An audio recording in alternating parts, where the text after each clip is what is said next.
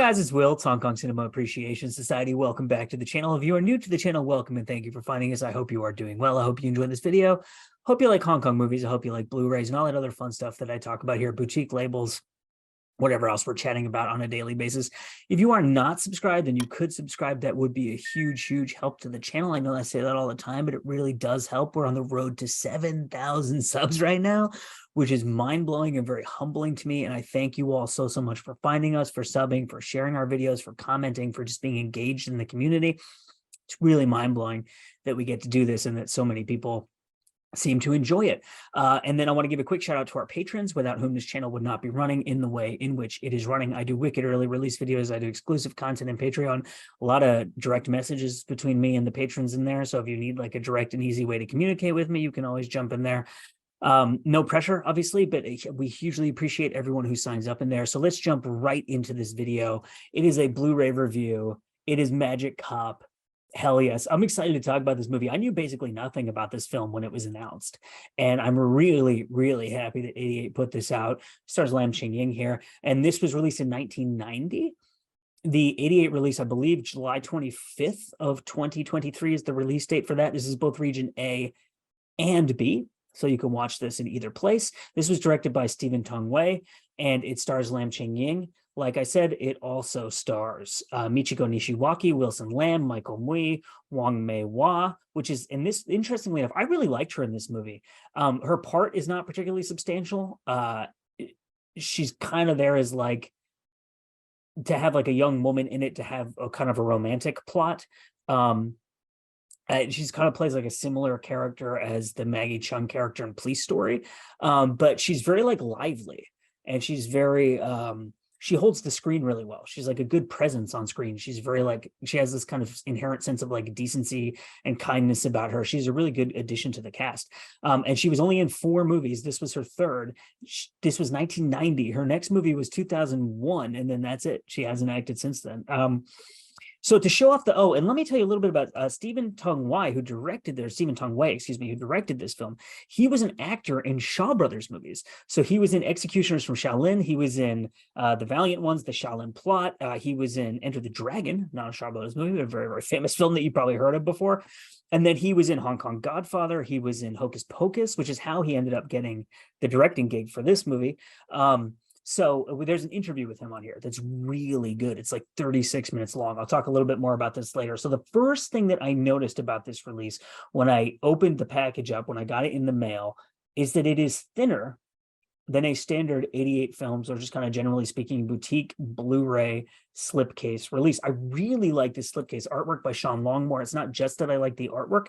The material here is really nice, the cardstock, and the colors printed really well. If you can see like the different shades of color on here, there's so many colors. And when you hold this in your hands, like the texture of it is nice, but you can really see how well the colors printed on here. But what's interesting about this is it's one of these slim cases. So if you have the 88 films in the Line of Duty box set, or if you got like the 4K release of Police Story from Eureka, like these are those slimmer black kind of sort of transparent types of cases, and I really like it. Like, it takes up less space on the shelf, but it looks really nice, and it's very kind of slim and economical, and I think it's a really cool packaging concept. So you open it up and you have the disc here, and then it comes with a reversible poster, which I will show you. This one does not have a booklet in it. So that's the Sean Longmore artwork there. And then here you have the vintage Hong Kong release poster. This kind of reminds me of like Police Story, the font here. Police Story 3, excuse me, I should say, Super Cop. And then there is a reversible thing here. See, so you can put that artwork there if you would rather. But I really, really like the Sean Longmore artwork, honestly. So I'm going to leave that as my preferred artwork for this one. So let me tell you a little bit what this movie is about. I'll give you my impressions of it. I'll talk about the kind of the bonus stuff that's on here, and then I'll be out of your hair. The premise of this movie is actually really interesting. It starts with, well, the plot. There's kind of a teaser scene at the beginning where you meet the Lam Ching-ying character, and he's a cop in this kind of a rural area, and he's also a Taoist priest. So there's like a little opening scene there where you see him doing like some Taoist stuff.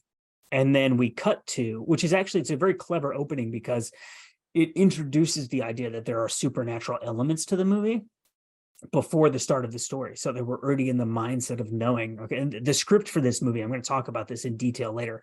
The script and the details and the nuts and bolts stuff about the writing and the way the story is put together here is really well done. To give you an idea of what the plot is, so we start with this teaser about the Lam Ching-ying character as a cop and he does like Taoist stuff, right? Then that's, like I said, he's in like this rural area. Then we cut into like urban, modern 1990s Hong Kong, and these cops are doing a sting operation and they're trying to bust these drug runners.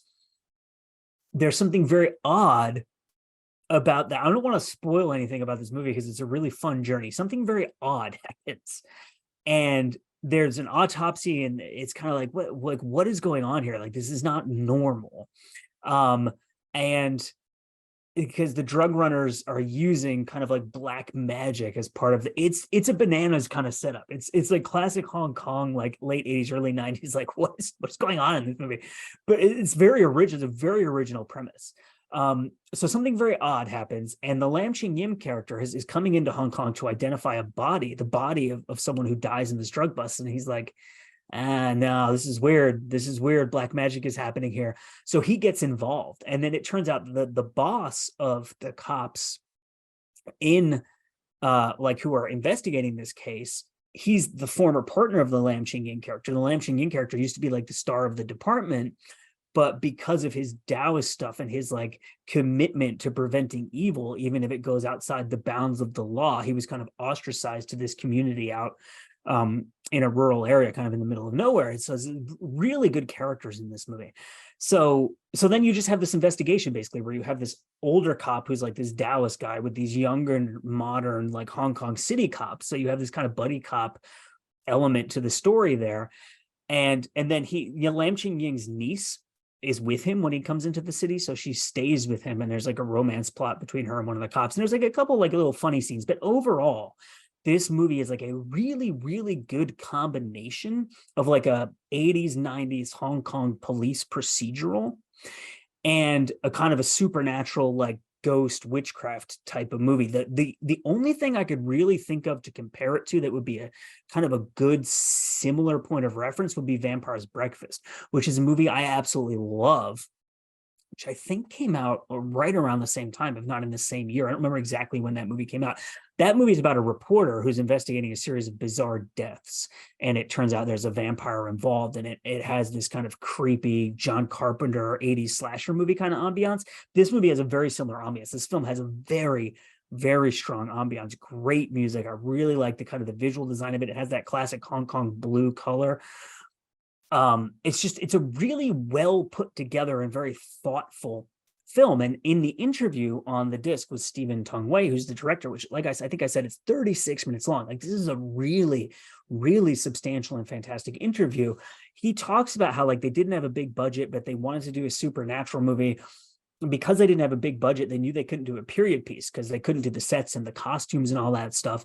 And so they had to come up with a way to do an interesting Mr. Vampire style supernatural type of film with Lam Ching-ying in 1990 Hong Kong.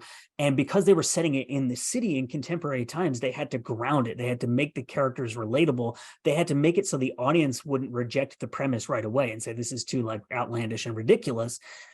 And the other thing that they really, really focused on while making this film, according to the director, is having really innovative set pieces, because they knew they wouldn't have the budget to include a lot of the things that you typically wow people with. He uses the word gimmick a lot, which is really interesting.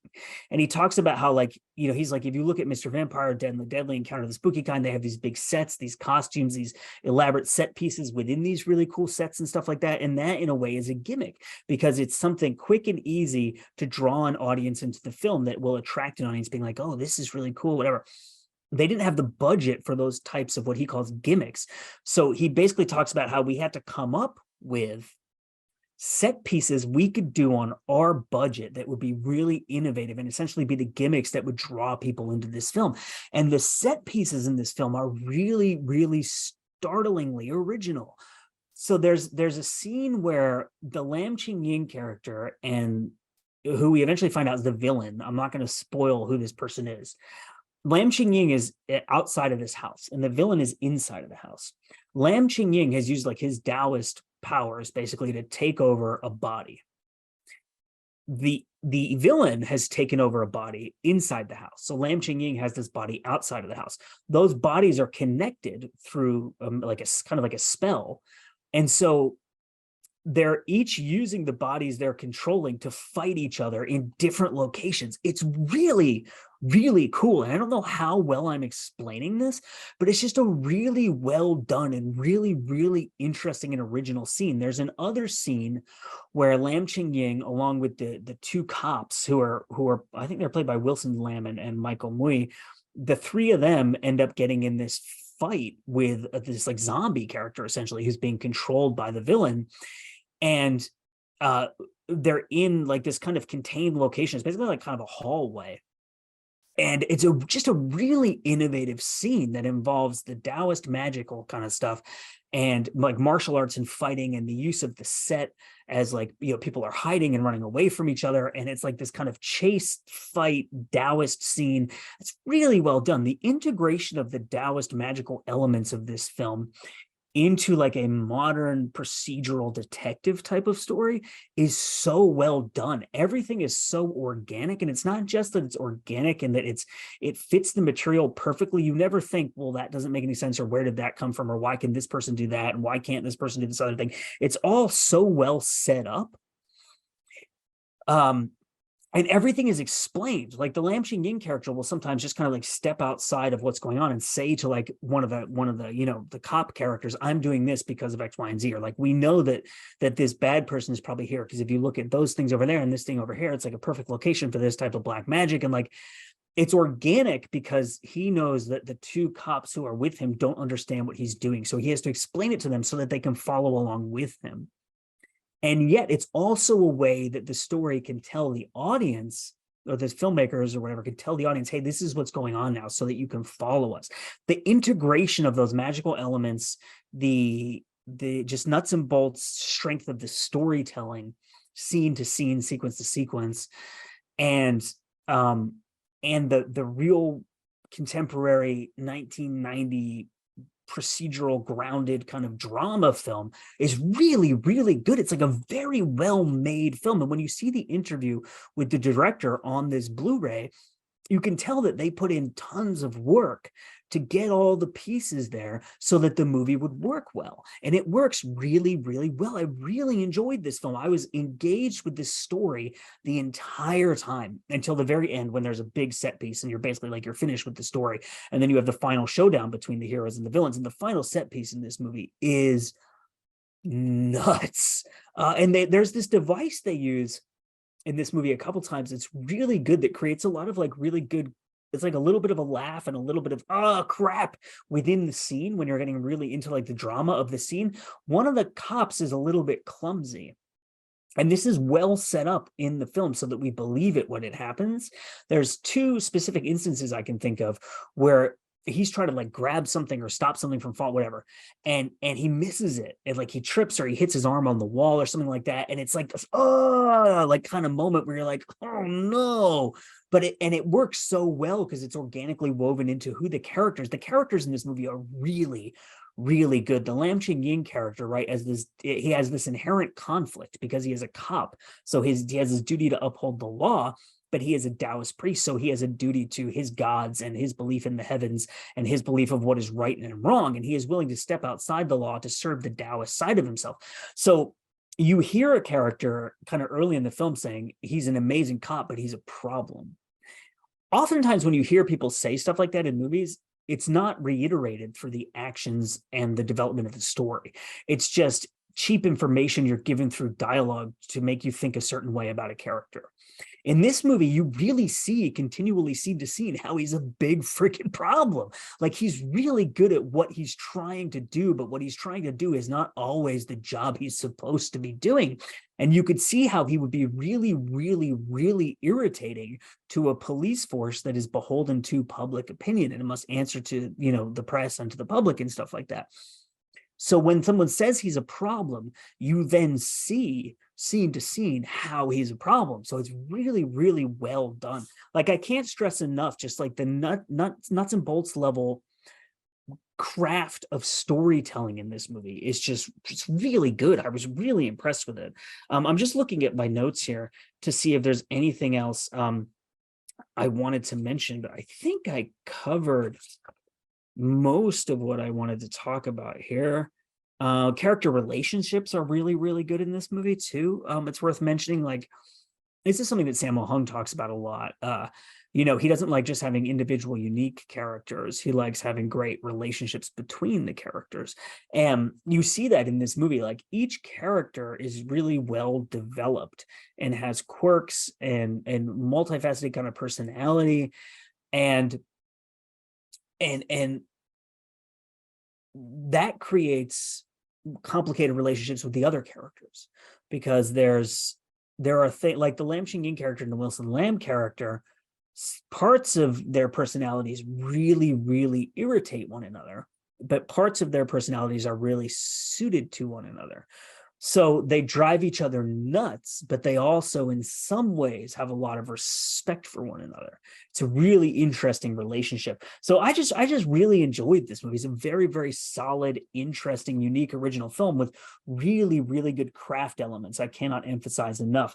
There is a commentary track on, let me just tell you like the other bonus material. So like I said, that 36-minute long interview with Stephen Tung Wei is absolutely fantastic, and you have to watch that. There's multiple audio tracks here. Let me mention that too, because I switch back and forth between the two Cantonese ones, and it's very interesting. There's a 2.0 DTS HD Master Audio Original Canto Mono Mix, and then there's the 2.0 DTS HD Master Audio Cantonese Home Video Mix, and those are noticeably different. I was toggling back between them. It's interesting.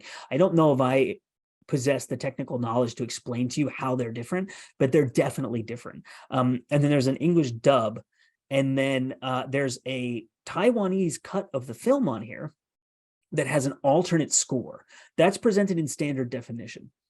So it's not like an HD, extra cut, but the music is noticeably different. I kind of skipped through like chapter, just kind of listen to the music to see what I would notice about it. And it's in some scenes, it's not a huge difference, but there are certain scenes where you're like, this is really different. Like, it changes the tone of the scene. It's that different. And then there's an audio commentary track on here with Frank Zheng and Mark Walco, which I really, really, really liked. I want to keep this video a little bit short, so I'm not going to go into all the details about what they talk about that on that commentary track, but suffice it to say, you should definitely listen to it if you get this release. It occurred to me at some point, I used to go into tons of details on the commentary tracks, like even as recently as like my last couple of reviews. And it occurred to me that it would be better to just let you listen to the commentary track than you listening to me tell you what's on the commentary track, because you'd rather hear it from Frank Zheng and Mark Walco than you would rather than hear it from me, right? Because it's their information and they're better at telling it to you. I listened to it. I really enjoyed it. There's a lot of great analysis of the film, a lot of great historical context, a lot of information about like the Taoist stuff that's going on in the film. You'll really enjoy that commentary track. I really liked this. Like, there's not much else to say. It's a really interesting film with a lot that you can kind of pick apart about it, nuts and bolts craft wise, with really strong performances, a really great ambiance. It's a quick film. It's 88 minutes long.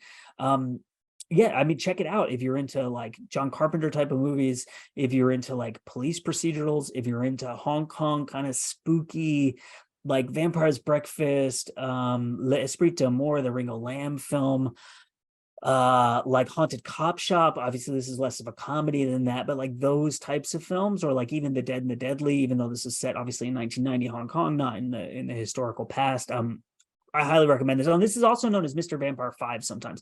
This is not officially part of the Mr. Vampire series, but obviously it stars Lam Ching Ying, and it's about supernatural and Taoist kind of stuff. And so there are a lot of parallels between the Mr. Vampire series and this, but as far as I understand, this is not officially part of the Mr. Vampire series. But if you're a fan of the Mr. Vampire films, also worth checking out. It's Magic Cop from 88 Films released. This release came out in July of 2023. The film is originally from 1990. My name is Will. You are watching Hong Kong Cinema Appreciation Society. As always, we thank you so much for watching, and we'll see you next time.